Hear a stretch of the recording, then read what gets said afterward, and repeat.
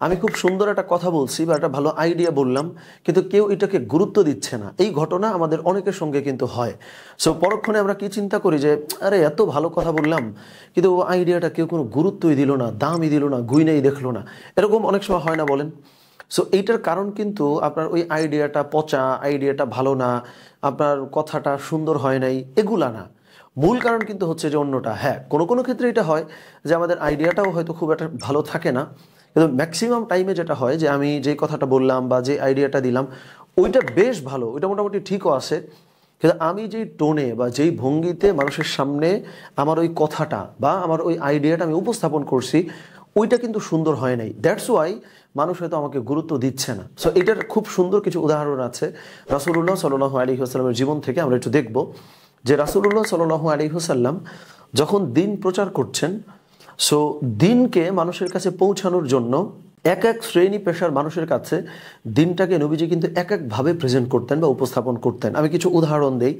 যেমন রাসূলুল্লাহ সাল্লাল্লাহু আলাইহি ওয়াসাল্লাম যারা হচ্ছে যে কোরাইশ, মানে মক্কার কোরাইশ যারা ছিল বা ওদের বেশ আধিপত্য ছিল সমাজের মধ্যে, তো ওরা যখন জিজ্ঞেস করছে যে আমরা ঈমান আনলে আমাদের আসলে লাভ কি, তো রাসূলুল্লাহ সাল্লাল্লাহু আলাইহি ওয়াসাল্লাম এমনি তো তাওহীদের কথা নিশ্চয়ই বলেছেন, কিন্তু সরাসরি এটাই কিন্তু তিনি হাইলাইট করতে পারতেন যে তোমরা যদি ঈমান আনো তাহলে হচ্ছে যে তোমরা পরকালে মুক্তি পাবা।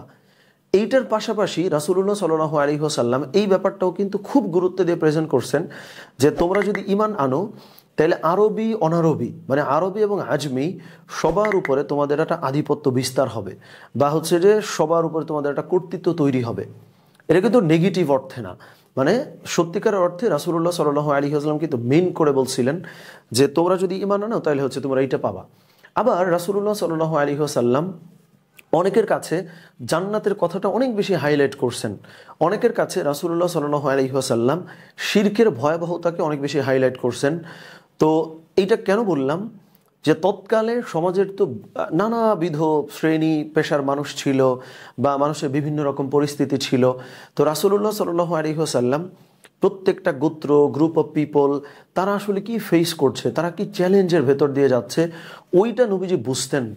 এরপরে ইমান যে, ইসলাম যে তাদের ওই চ্যালেঞ্জটাকে দূর করতে পারে বা সমাধান করতে পারে, ওইভাবে জিনিসটা রাসূলুল্লাহ সাল্লাল্লাহু আলাইহি ওয়াসাল্লাম কিন্তু প্রেজেন্ট করছেন। সুবহানাল্লাহ।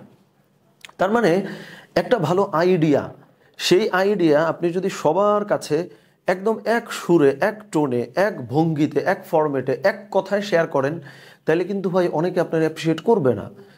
এই অ্যাপ্রিসিয়েশনটা পাওয়ার জন্য বা সবাই যে আপনার আইডিয়াটাকে বাহবা দিবে বা মূল্য দিবে, এইটার জন্য প্রত্যেকটা মানুষকে বুঝে যে তারা আসলে কোন ব্যাকগ্রাউন্ড থেকে আসছে বা তারা কোত্থেকে আসছে, এরপরে আপনি যেটা বলতে চান সেটার ওটার সাথে মিলায়া খুব সুন্দর করে উপস্থাপন করাটা অনেক জরুরি। সো এইটা যখন আমরা করি না, তখন আমরা অনেকে হয়তো কমপ্লেন করি যে আরে এত ভালো কথা বললাম বা এত গ্রেট একটা আইডিয়া আমার কাছে ছিল, এটারে কেউ গুরুত্ব দিল না বা এটারে কেউ গুনলো না।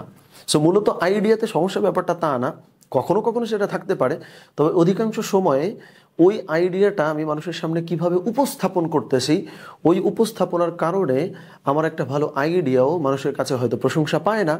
আবার খুব একটা দামি কোনো আইডিয়া না বা খুব একটা ভালো কোনো জিনিসও না, কিন্তু আমি এমনভাবে উপস্থাপন করছি ওইটার কারণে হয়তো একটা খারাপ জিনিসও মানুষের অ্যাপ্রিসিয়েশন বা প্রশংসা পায়।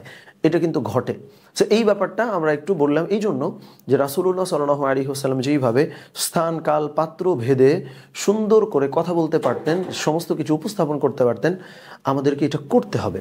আল্লাহ সুবহানাহু ওয়া তাআলা আমাদেরকে তৌফিক দান করেন, তাতে করে আমরা যে স্ট্রাগল করি না যে মানুষ আমারে দাম দিচ্ছে না, আমি এত ভালো কিছু বললাম, এই অভিযোগটা চলে যাবে ইনশাআল্লাহ।